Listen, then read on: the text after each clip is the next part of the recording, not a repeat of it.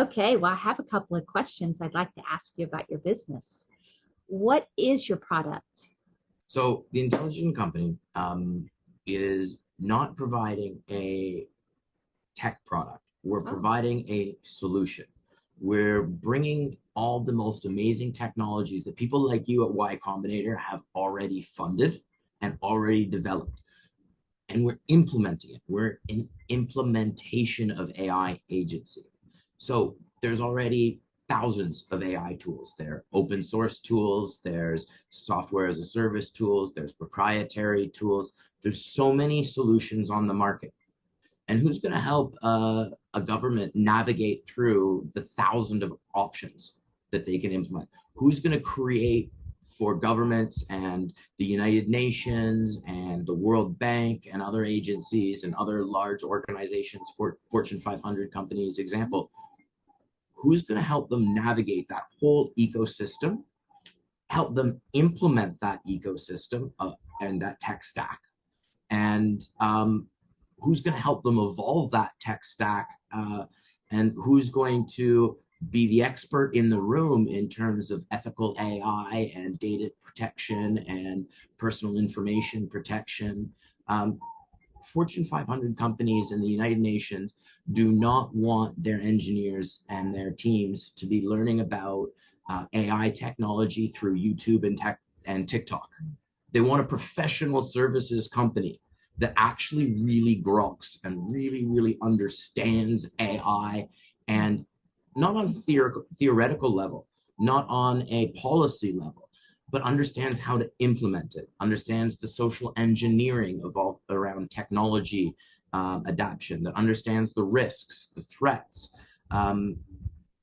Big, credible organizations want to implement AI and they don't know how.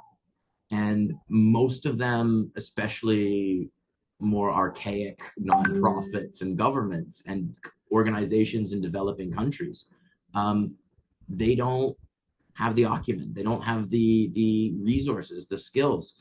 They've been doing the same thing the same way for 20 years. Organizations, though, want to innovate. I think the writing is on the wall. No one questions that AI technology is changing the world right here, right now. It's estimated to be a $2 trillion market in by 2030. So in 6 years, $2 trillion around the world is estimated to be spending on AI technology. And most of that money right now is going to tech and tool development. But there needs to be a large human-driven organization that helps these large organizations implement all the tools out there. So I don't know how many AI products that Y Combinator has funded, but it's dozens at least, if not hundreds. Well, our goal of working in developing countries primarily, we could bring all of those, the right set of those products to every organization in a developing country. So part of the model is setting up physical training sites, where we have co-working space, where we have social innovation happening, and where we can train at large scale and have conferences and events and bring people together to discuss the best practices of AI and to host experts. You know, we can bring in people from Microsoft, from OpenAI, from other large AI companies and product companies, whether it's Jasper.ai or Copy.ai, it doesn't really matter, but we can bring in some of their trainers and bring in 100 or 200 people from the community, whether they're in government or in industry or civil society, it doesn't really matter. But we bring them in to train and teach about how to actually use these tools. And so much of the money going into AI right now is around tool development, not around implementation. And most of the world's problems have already been solved with technology. We know that. There's so many amazing solutions out there already. How do you implement them at scale? Like, how do you run a couple hundred projects at the same time? My humble opinion is that doing things at a nation level scale is hard. That's not my humble opinion. It's a fact. My training ground was the Philippines with 7,543 islands, I think, and 110 million people.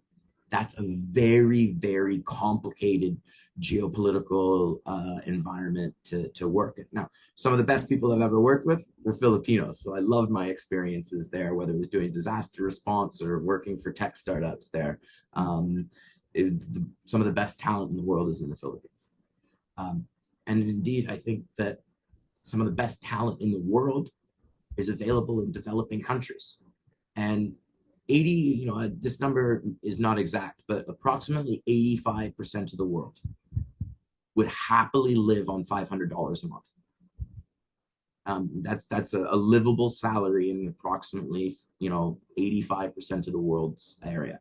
And okay, you can argue with that and say, okay, maybe it's $1,000 a month is a good salary in places like the Philippines, Indonesia, Kenya, Ghana, Nigeria, Guyana, Grenada, Venezuela, Brazil. In developing countries, especially when people live in the villages and live where their families are from, rather than being forced to migrate to cities, they don't need to spend nearly as much money. And you can imagine, you got, four productive adults living in the average household in the Philippines, which is a disaster response stat that I have. It's 5.2 people and generally about three adults on average. So say three adults a house at $500 a head, that's $1,500. And in the Philippines, that's enough to live fantastically. And that's true in almost every developing country that I've worked in. Now, I want to work in some other small markets that are really exciting, like the Cayman Islands, Bermuda, and Bahamas, which are three of the wealthiest countries by GDP per capita. And I want to work in those countries because those are ideal test beds for how to go to scale in countries like Singapore or countries that are more advanced. See, one of the biggest gaps that I see in the investment market right now, almost every product that's being funded on Silicon Valley for Gen AI or AI in general is English only and focused on the United States market. Even the United States versus Europe, I think, I don't know the exact number, but I think it's 80% of money is going into the United States and 20% of the money is going into Europe and elsewhere.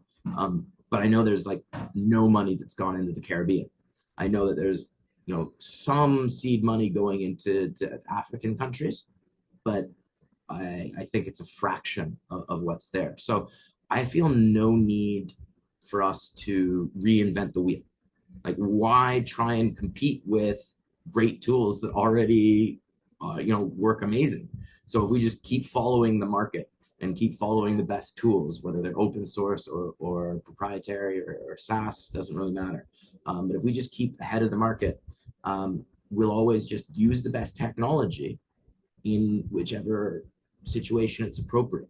And let's say, a 200, let's say a development agency with 1,000 employees is spending $200 a month on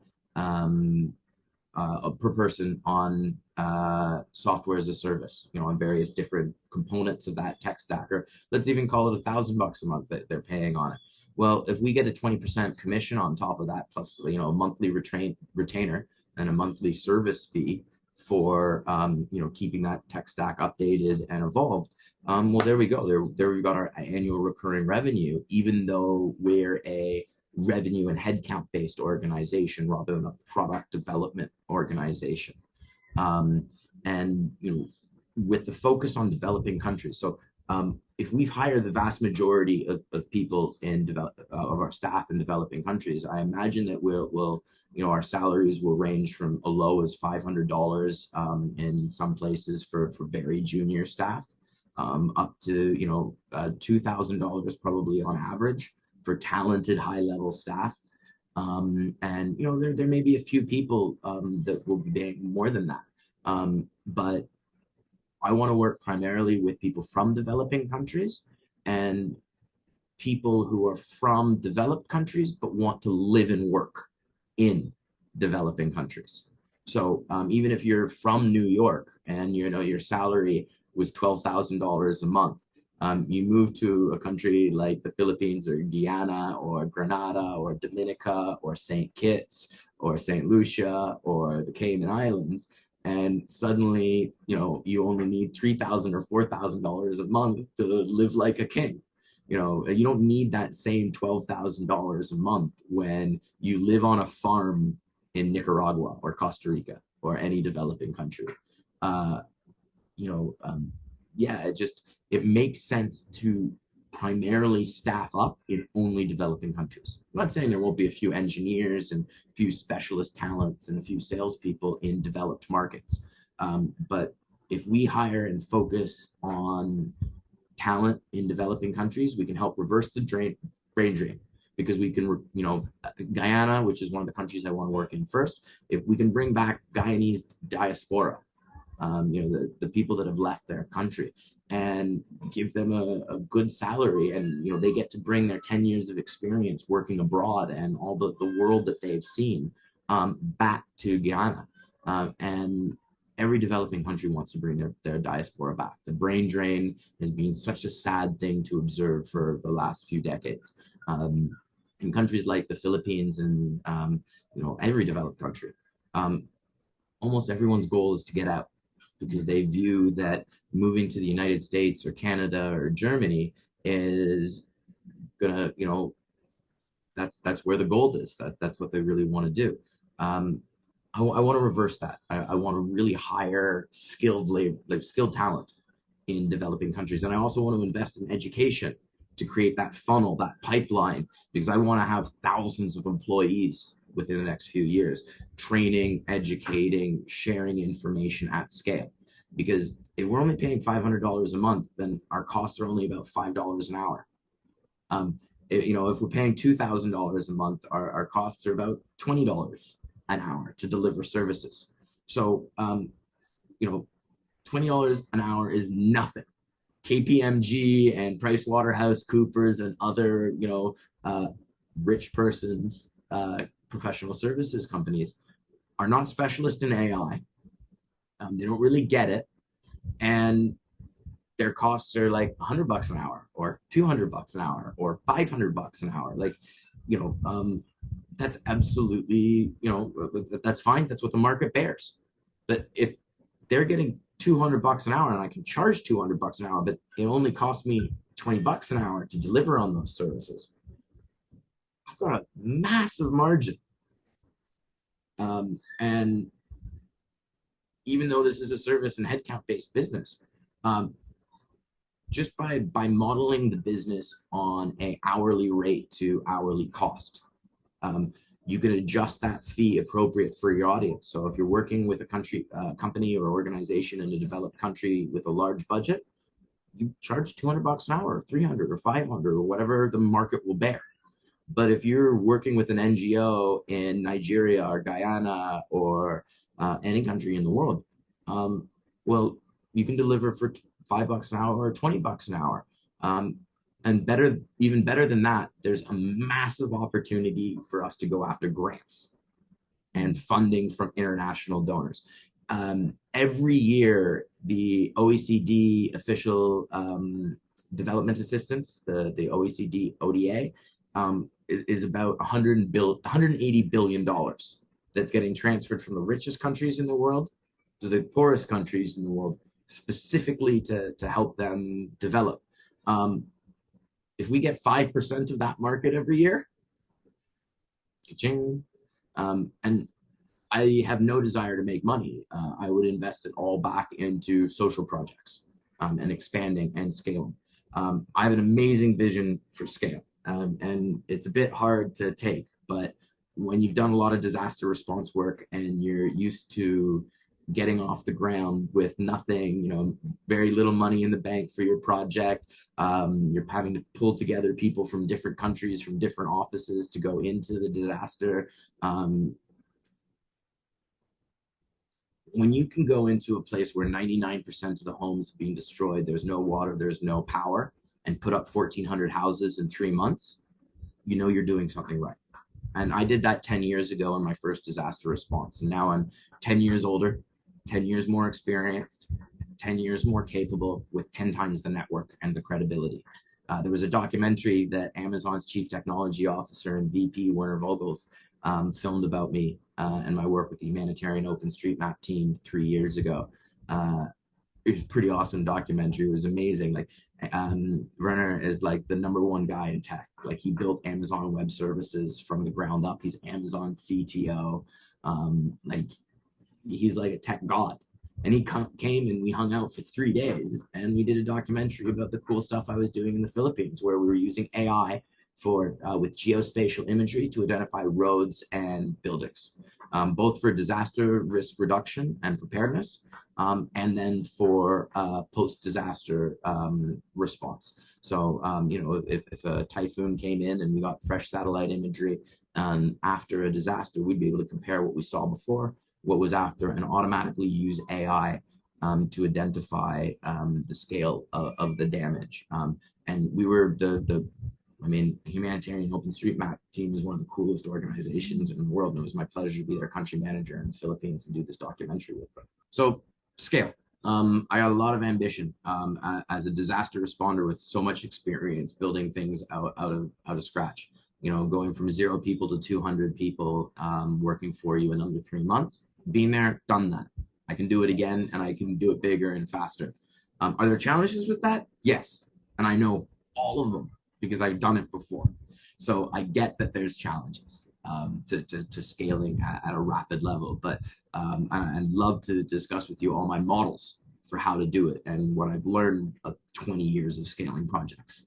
But my goal, we've got about 251 countries and territories around the world. I'd like to have staff in 150 of them within the next 3 years. That doesn't mean we need a facility, because I mentioned before that I really want a base camp, a training center, a real hub of AI, of innovation, of training and learning and demonstration. And I'd love to share more with you about all of those plans, because we've got some great ideas for kind of a next generation university that's more focused on skills and development of a full human who's able to do many different tasks rather than just the way the university system today works to basically produce intellectual cogs in the machine. When you graduate university these days, you're really only capable of doing one thing, and you may not even be capable of doing that well. So if we bring in a lot of trainers and educators that don't have to have a PhD but know how to get shit done, and we can run conferences and trainings all year round at these facilities. And I'd like to have a facility in every country and territory in the world, all 251 of them. But let's start with getting 2 people in each of those countries, 1 salesperson and 1 fulfillment person. We'll have the bulk of our staff in the Caribbean to start. And then the Philippines is the logical choice to scale up next. But there's many countries that I want to scale in. Kenya, one of the tech capitals of the world right now. In Europe, you've got Poland and Estonia that have great tech teams. But anywhere where we're going to focus on the English market. But here's the cool thing. With AI, we can now hit every single language in the world. So our focus, here's also the cool thing about the business model. We're trying to target the 7 billion people at the base of the socioeconomic pyramid. We're kind of ignoring the billion people that live in the most developed countries in the world, in US, Canada, Great Britain. Those aren't really our focuses. And it'll be a little bit of time before we can focus on China and India, because those are really big fish. But they're in that 7 billion at the base of the pyramid. Those people up at the top, the people who only care about money, they're going to focus only on that top billion. That's what they're doing right now. Like, that's why all the investment is into countries focused on the English language. And there's very little focus on multilingual tools. And especially not in the implementation, and they're just using, anyway. So I want to have the top 50 languages spoken in the world. I want to have at least 1 speaker of each of those languages on my consulting and coaching team. like as quickly as possible. And I want to grow as quickly as possible. And um, I want physical sites everywhere. And I got some really grand visions associated with a related project to the intelligent company called the Empowering Earth Institute. And this involves, setting up physical training sites that teach about the most advanced technologies on the planet, like AI and augmented reality, but also teach the most basic technologies on the planet, like regenerative agriculture, food forestry, rainwater catchment, how to do value added agricultural production. Because what we're going to look at very quickly in the next decade is that if we enable the base of the pyramid with appropriate technologies and understanding of how to build their own houses out of mud and bamboo and thatch, but make them friggin' beautiful and friggin' strong and typhoon resistant. Instead of just building concrete structures where all the money is getting siphoned off by the parent company. No, let's build with all local like so. Let's imagine a 10-hectare facility where you got a regenerative agriculture farm. You've got that follows principles of permaculture and eco village design. You have appropriate technology demonstrations from hand pumps to rainwater catchment to drip irrigation. You plant, you plant in guilds. You measure the date and then you've got that. You build, your accommodations are built out of mud or adobe or wattle and daub, or lumber or bamboo, whatever's available in that country. But you would try and build this whole thing without spending as little money as possible outside the country. If I'm building in Granada and I'm putting in a $10 million mini university, I want all that money to stay in Granada. I don't want that money to go to a Canadian cement company. It just like so we learned this in disaster response, because and most emergency response disaster response organizations suck at this. They buy shit from China and other places, at and the money that's spent on the response goes to different countries. It doesn't go into the country that you're working in, and that just doesn't make any sense for me. So I'm all about bringing jobs back to developing countries, investing in those countries, investing in talent, investing in training programs so we can build the funnel of future coaches, engineers, consultants, trainers. But this site that I wanted that we want to do, we want to display and demonstrate the best practices of sustainability and regenerative behavior. We don't just want to talk about it, we want to show it. Because seeing is believing. Like, as a disaster responder, I've heard so much bullshit from so many organizations, and I could name them, but I won't do that in public. I'll, over beer one day. I have horror stories. But what I know is that the only way local populations believe that something is possible is by seeing it. No one understands augmented reality until they put on an AR headset and actually being like, holy shit. Because you got to remember, in developing countries, their worlds are so much smaller. Many people in government in developing countries have never really experienced the efficiency of the train system in Zurich, or the cleanliness of Singapore. So they don't know what's possible. And these sites would act like a new age university, new age, and not in the spiritual sense of word, but just like a next generation, a 2.0 university system, where we're trying to graduate people that work with us in these trainings, at least like the multi-year trainings. Obviously we'll do small ones as well, but we want these people to be whole people with lots of knowledge, able to tackle many problems with critical thinking and discernment. And we want them to have the skills that they are going to need 10 years from now, not the skills that they need today. Because here's the thing that really scares me about AI.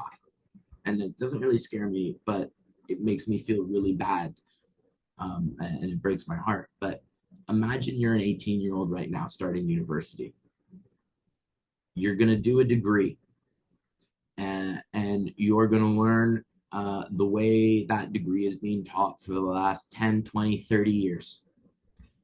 And then you're going to graduate in 3 or 4 years, and AI will be able to do what you were trained to do better. And right now, most professors are rejecting AI and creating rules about using it. Um, so if you're an 18-year-old starting university right now, except for a few disciplines, you're you're going to have almost no opportunities. Already, youth today, recent graduates have less opportunities than I had 20 years ago, and that people had 40 years ago. Um, New graduates in the knowledge-based economy jobs, after 3 or 4 years, they're not going to be smarter than the AI. They're just not. Um, so how do we re-enable those? How do we reskill those people? How do we work with people in their 20s who almost always want to work for social change? I mean, this new generation, people in between their 20s and 30s are so idealistic, so visionary in terms of how they want to see the world. But they don't have training to do it. They don't have support systems to do it. They don't have funding to do it. And they have very limited opportunities to do it. So, how do we take this world changing youth and mobilize them, fund them, train them, fund them, mobilize them, and get them out there actually scaling what already exists? So we can actually, we can skip some of the development side of things, because there's tens of thousands of people working on tools and solutions. And we can train an army of coaches and trainers that take what other people with 10, 15, 20 years of experience have developed, and with millions and millions and millions of dollars, and they can just show people how to implement it. And AI is not going to replace that work. I'm going to posit to you that there's going to be at least one major global AI company that is all about people, and will have hundred of thousands of people helping implement AI.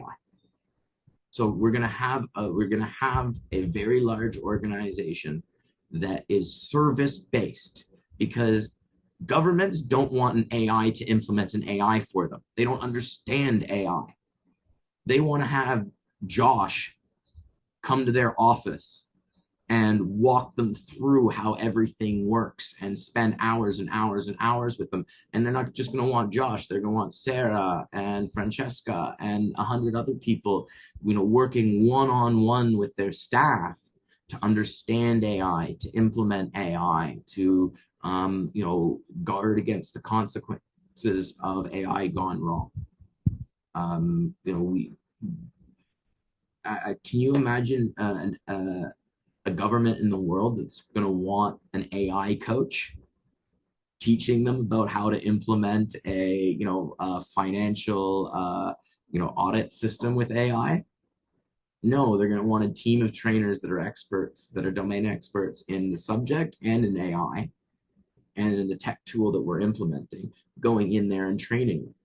So this is why we can scale to thousands and thousands of staff relatively quickly. Because if we're paying $20 an hour, or that's our cost for delivery, average cost for delivery of services, but we're actually but we're charging $200 an hour to many of our clients.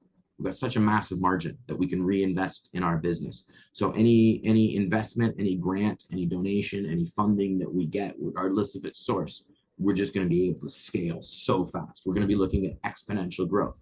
Now, we're going to have guardrails in place and good governance in place for our organization. But I started my career in governance. I've been on the board of a university. My degree is in business. I took some courses in governance, and I was literally the director of research for an organization that focused on governance, and I was the head of sustainability analytics for an ESG analytics company, Risk Metrics, now MSCI. I know more about good governance than all but a couple thousand people on the planet. I'm not saying I'm a leading edge expert, and I'm not at the bleeding edge of governance, but for 20 years I've been following the space. And I've been reading about how things could be done, everything from DAOs to e-voting in government to collaborative legislation development using wiki type tools to different potential models for the future. So I'm a nerd when it comes to good governance and how to do it right. And then we're going to hire a bunch of other nerds to figure out how we can scale successfully and how each country operation can how can operate independently with some level of autonomy, but also some level of control. But how can we put up 200 country organizations within the next few years? Well, it's going to be a challenge, but that's why I'm the right guy to do it, because I'm a governance expert. I helped pioneer the ESG analytics space. I helped write a book on the subject 16 years ago. I'm the right guy to know how to scale AI with responsibility and with sustainability and the future of mankind at play. And so I'm really ready to go big. I'm ready to scale. We've got a great product. We've got great solutions. We've got all of our models figured out, and now we need resources. We need money. We need people, and we need access. Now, I'm really good at getting access to people. I can get to a prime minister in the Caribbean very, very quickly with my story, my documentary, my interest in visiting. And I expect that a lot of governments are going to want to fund us. I expect this concept of a purposely profitable organization that cares about people, planet, and profit, and has a really good vision and is innovating at the bleeding edge of AI. This is immensely fundable, whether through grants from development agencies or loans or from investments from investors and venture capitalists. This project is the most scalable thing I've ever seen. We can really become massive because no one cares about developing countries right now.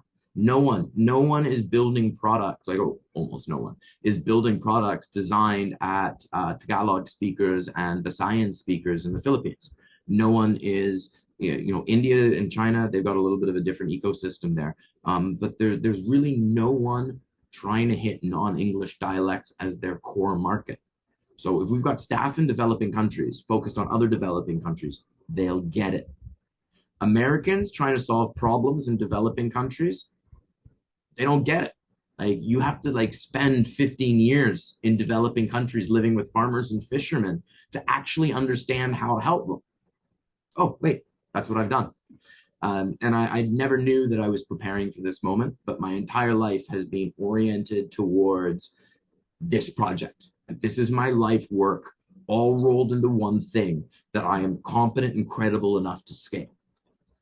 So, I'm ready to go big and really fast and really big and be one of the most exciting projects on the planet over the next few years. And I think that we can capture most AI spend out of developing countries. So the global market is approximately $2 billion or $2 trillion by 2030 for AI spend around the world. But if we're the only ones with boots on the ground in countries like Indonesia, Philippines, Nigeria, Kenya, Ghana, South Africa, Tanzania, Brazil, the list goes on. If we're the ones with the boots on the ground that has dozens, if not hundreds of country offices around the world, we're going to be the biggest player at the base of the pyramid. So we don't need to charge $200 an hour. If our costs are $20 an hour and we charge $30 an hour, we're still good to go. And if we've got the UN and the World Bank funding some of our work, then we can charge $2 an hour. or nothing. I really want to change the world, and you guys can make me do it.